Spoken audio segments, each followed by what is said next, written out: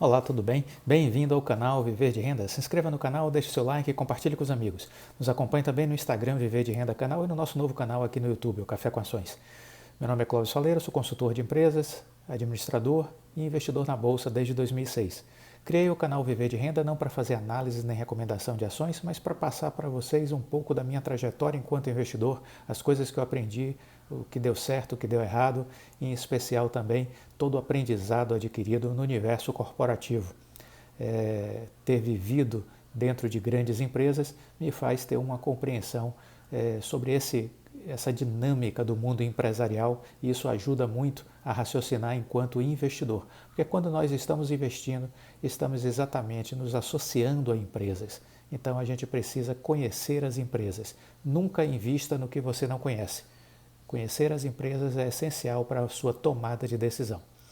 Bom, com esse vídeo, nossa ideia é não encerrar a nossa cobertura desse tema do acordo entre BTG e Oi, mas de alguma forma avançarmos um pouco mais na leitura, no entendimento dessa interação entre as duas empresas e do que está resultando essa possibilidade de associação entre as partes. Muito bem, a grande novidade nesse processo todo foi a entrada da Globinet como uma moeda de troca, vamos dizer assim, utilizada pelo BTG. Né? O que a gente precisa entender para tentar clarear a nossa avaliação? O que é essa Globinet? Essa Globinet é exatamente uma empresa de cabos submarinos que faz a conexão Brasil-Estados Unidos. Okay? Era uma empresa que pertencia à antiga Brasil Telecom. A Brasil Telecom foi adquirida no passado pela Oi. Então a Oi herdou, quando adquiriu a Brasil Telecom, a Globinet, que era um ativo da Brasil Telecom. Quando chegou em 2013, a Oi já estava descendo a ladeira por conta de todo seu endividamento. Então ela estava começando a se desfazer de alguns ativos para tentar gerar caixa para ela, de eliminar alguns custos. Então procurou alguém para comprar a Globinet. E esse alguém que apareceu foi exatamente o BTG Pactual, que se interessou em adquirir a empresa. As negociações foram pelo ano de 2013. No segundo semestre, o CAD deu o ok para a operação e em janeiro de 2014 a Anatel deu o seu aval. E aí foi consumada essa venda. O que eu pude apurar, e aí, óbvio, são questões que cabe a Oi colocar cada vez mais informações para o público. E nesse aspecto, se as informações não estão circulando, cabe a nós, enquanto acionistas, começarmos a mandar e-mails, enquanto investidores, para a relação com investidores da Oi, demandando informações. E aí a gente pode, inclusive, ir socializando essas informações aqui no canal. Eu, por exemplo, estou fazendo isso, pedindo informações, esclarecimentos à área de relações com os investidores da Oi. Porque o que eu consegui apurar é que a Oi vendeu a Globinet para o BTG por 1 bilhão 745 milhões. Isso foi a consumação da venda em 2014. 1 bilhão 745 milhões. Pois bem, o que eu consegui perceber é que, à época, a Oi recebeu em cash algo em torno de 370 milhões. Foi o valor que o BTG pagou. E nessa venda, a Oi fez um contrato de locação dos cabos submarinos, ou seja, ela iria utilizar essa infraestrutura da Globinet. E fez um contrato de longo prazo para a utilização dessa rede de cabos submarinos. Então o que aconteceu? O restante que ela teria a receber para fechar 1 bilhão 745 milhões, ela só recebeu 370 em cash e o restante ela passou a ter o direito de uso sem pagar nada durante um período, até fechar essa conta do 1,745 bilhão, certo? Então foi o que eu consegui até agora apurar. O BTG, agora em 2021, avalia a empresa em 5,3 bilhões. Esse valor ainda será devidamente auditado e atestado por uma empresa independente, mas essa é a avaliação do BTG para o valor de hoje de mercado da Globinet. No acordo, o BTG vai pagar 12,9 bilhões pela participação da Infraco.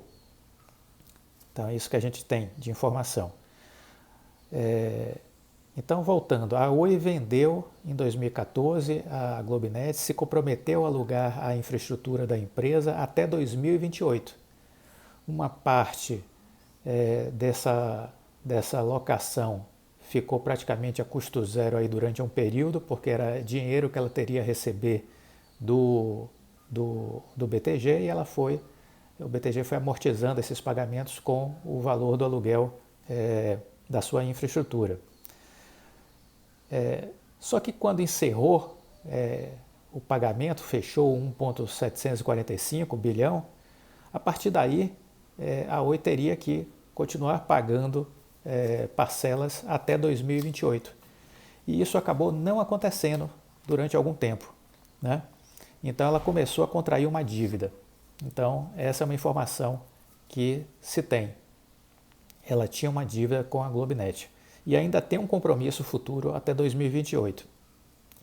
Quando você coloca dentro da Infraco a Globinet, você está trazendo de fora para dentro o problema e, consequentemente, você consegue incorporar esse ativo e tentar equacionar essa dívida internamente, né?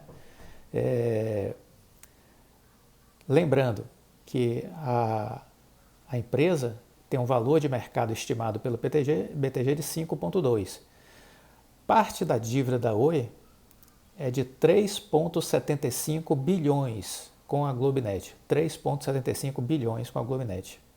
Essa dívida será descontada do valor patrimonial, vamos dizer assim, né?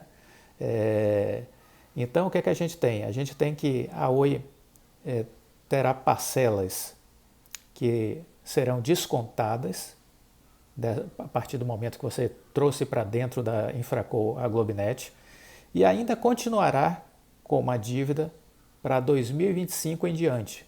2025, 26, 27, 28. Ainda terá esse período de pagamentos a fazer para a Globinet. E aí fica a grande pergunta: o que vai acontecer com essa dívida? Que ela vai chegar a uma totalização de 6 bilhões de reais. Essa dívida, que tratamento terá ela? Se for dimensionada do ponto de vista de participação societária, significa dizer que 42% disso retorna para a própria Oi. Estamos aí lembrando que 58% fica com o BTG, 42% fica com a Oi da Infraco. Então, 42% desses 6 bilhões retorna para a própria Oi. Então, é uma redução de 2,5 bi dessa dívida. E ficaria ainda 3,5 bi a ser pago ao BTG. Essa é uma leitura. É essa a leitura correta? Quem tem que explicar isso é a Oi, não sou eu. Entendeu? Então essa é uma das perguntas que eu fiz para a Oi. E cabe a você também, ser acionista da Oi, começar a fazer as perguntas. O canal de RI é para dar esclarecimento aos acionistas. Então vamos bater nessa porta para fazer perguntas. Ok? Então essa é uma questão aí a ser discutida. Como será essa dívida? Como vai ser tratada essa dívida? Porque se for aplicada o percentual de distribuição societária da Infraco, 42% é Oi, 52% é BTG. Sendo assim, a gente pode concluir que 2,5 bi desses 6 é um dinheiro que fica no próprio caixa da Oi. E aí a dívida cai para 3,5. Esses 6 bi viram 3,5. Uma outra coisa é assim, a Globinet ela entra no contrato a um valor de 1,5 bi no acordo, né? É esse o valor que é lançado dentro do contrato. Ela está sendo incorporada a este valor de 1,5 bi. e, em consequência, o BTG está recebendo 6,8% de ações a mais da Infraco. Muito bem. O plano da Infraco também prevê investimentos da ordem de 25 bilhões nos próximos anos. O alvo é chegar a 40% dos domicílios do Brasil, disponibilizando o acesso à rede de fibra ótica. De onde vai vir esses 25 bilhões nos próximos anos? Parte vem do caixa da Infraco, parte vem de aporte dos sócios e parte vem de contratação de dívidas. Esse é o cenário que a gente tem até o presente momento. Essa Infraco nasce maior do que inicialmente prevista. Ela era prevista para nascer com 400 mil quilômetros de fibra. Ela agora nasce com 400 mil quilômetros de fibra e mais 23.500 mil quilômetros de cabos submarinos, atendendo Brasil, Bermudas, Venezuela, Estados Unidos, Colômbia. Então, a Infraco nasce internacionalizada, vamos dizer assim. Pelo acordo, estamos falando em 22,3 bilhões o valor da Infraco. Originalmente, o valor mínimo 20 bilhões. Ele sobe para 22,3 bilhões, acima do valor mínimo. Pela nova distribuição societária, 57,9%, BTG 42,1%, Oi. Quanto fica para o BTG? 12,9 bilhões é o valor da participação do BTG, 12,9 bilhões. E o valor da Oi? 9,4 bilhões. 9,4 bilhões é o valor da Oi, de participação societária, certo? O que mais podemos falar?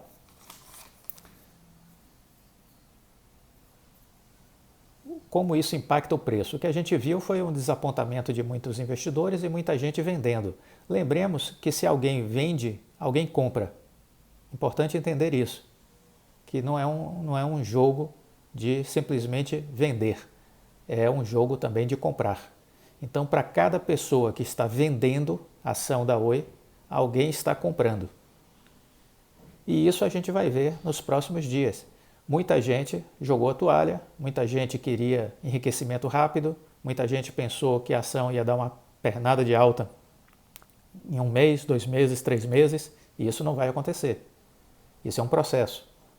E para mim, a grande mudança vai ser quando você mudar, de fato, o perfil do investidor.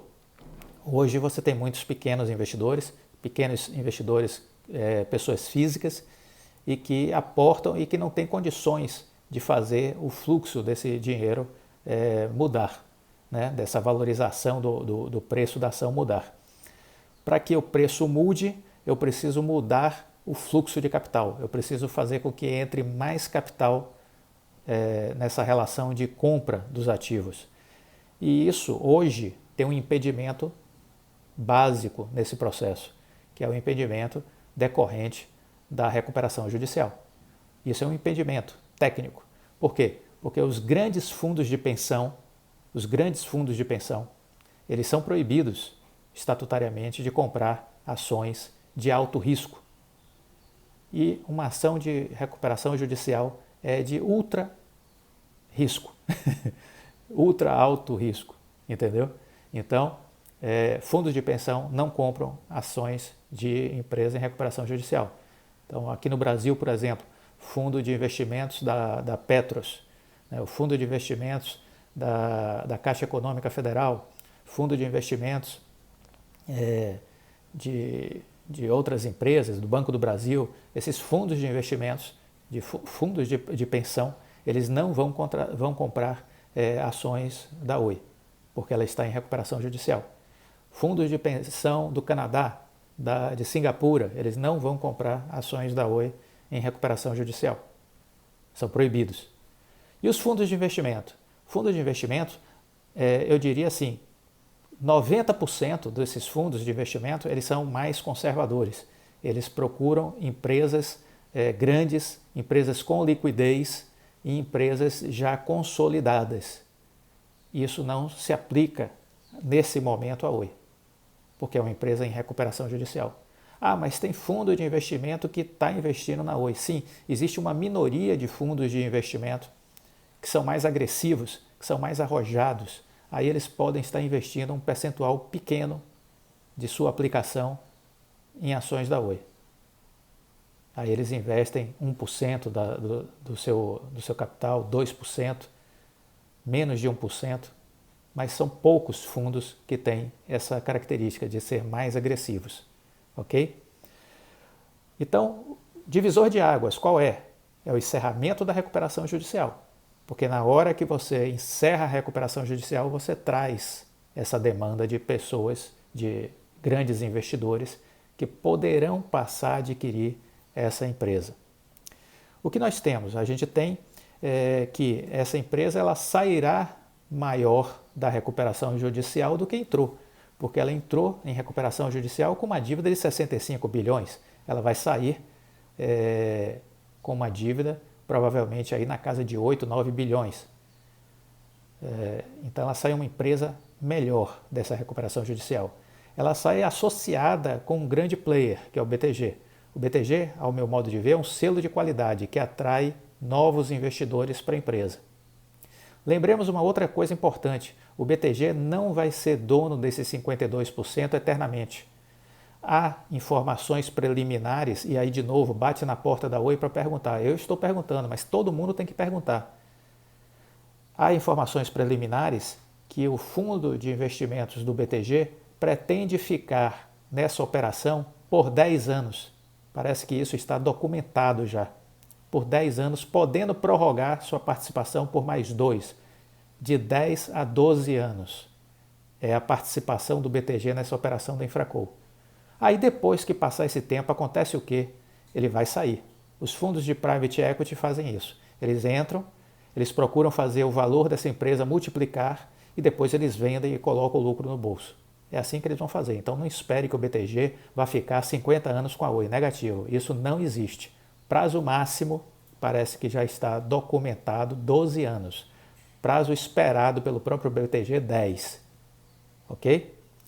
E aí, o que é que acontece depois disso? Acontece que a Oi terá o direito de recomprar as ações do BTG, porque isso deve estar, imagino eu, no acordo de acionistas. Porque o sócio tem o direito preferencial pela recompra dos papéis do outro sócio. Essa é a regra do jogo do mercado, entendeu? Então, vamos aguardar. Ainda há muito que ser dito e quem tem que dizer é a Oi. Mas nós temos que bater na porta da Oi e fazer as perguntas certas, entendeu? Então temos que bater na porta porque na mídia está tendo muito ruído, na internet mais ruído ainda, e a Oi está falando muito pouco sobre o assunto, é o meu modo de ver. A Oi está falando muito pouco. Então a gente precisa começar a direcionar as nossas dúvidas e perguntas para a Oi, para a área de relações com os investidores. É isso que eu aconselho cada um fazer. E aí a gente vai socializando aqui as respostas, entendeu? Então, o fato é que se a gente considerar esse cenário atual, né, fim da recuperação judicial, existem casas de análise olhando ainda tudo isso, bancos, colocando o preço-alvo entre R$ 3,00, R$ 3,50, R$ 4,50 e os mais otimistas ainda olhando para R$ 4,80, R$ 5,00. Essa é a precificação lançada pelo que está hoje aí no mercado. A Oi ainda está sendo olhada e avaliada enquanto uma empresa de telecom. Mas lembre-se da Magazine Luiza, que sempre foi olhada como uma empresa de varejo, e ela não é mais, ela é uma empresa de tecnologia. E por isso que a ação da Magazine Luiza não para de subir, porque ela não é mais olhada pelos grandes players, pelo menos, como uma empresa de varejo, embora ainda muitos bancos e corretoras ainda insistam em taxá-la como empresa de varejo. Mas os grandes players já entenderam que ela não é mais isso. A Oi está deixando de ser uma empresa de telecom. E na hora que os grandes players perceberem isso de forma concreta, e eu acho que isso só vai ser percebido após a saída da recuperação judicial, ela será olhada e avaliada como uma empresa de tecnologia. E aí ela poderá ser precificada diferente. Então esses valores entre R$ 3 e R$ 5,00 poderão subir muito mais, a partir do momento que a avaliação dela deixar de ser uma empresa de telecom e passar a ser como uma empresa de tecnologia. Por hora, é o que tínhamos para falar sobre o assunto. Muitas dúvidas ainda? Eu também tenho. Muitas perguntas? Temos que fazê-las. Mas vamos fazê-las ao canal qualificado, competente, que precisa dar esclarecimentos. E que, para mim, está sendo pouco cobrado atualmente, que é o canal de relação com os investidores. Nós temos que bater nessa porta e fazer as perguntas. E aqui a gente vai socializando. Ontem eu encaminhei 4 ou 5 perguntas, aguardo resposta. Assim que tiver, estarei socializando com vocês. Fiquem com Deus e até a próxima. Tchau.